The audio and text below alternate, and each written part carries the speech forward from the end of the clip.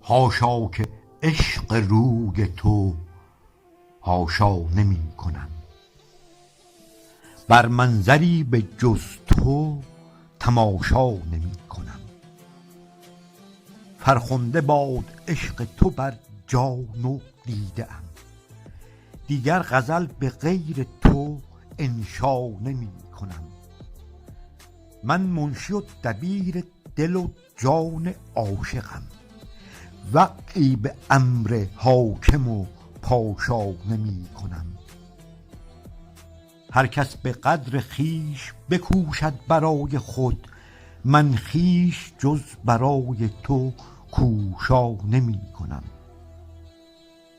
از مصلحت مرا به سخن باز داشتند، گفتند بخت غیر تو بگشا نمی کنم. حکمت دهند و پند که برگیر منفعت، من گوش را به پند نیوشا نمی کنم.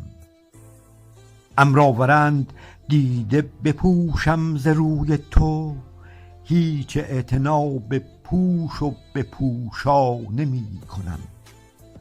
پوشالی است زندگی بی وجود عشق، من ترک عشق و نوش و به نوشا نمی کنم.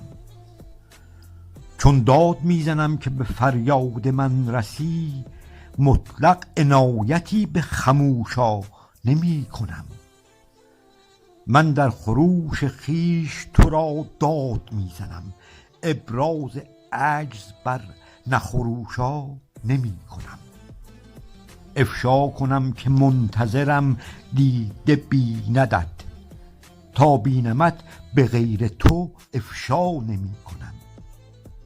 دنیا فروشمت به یکی خنده چو قند، حملی به گوشم از نفروشا نمی کنم.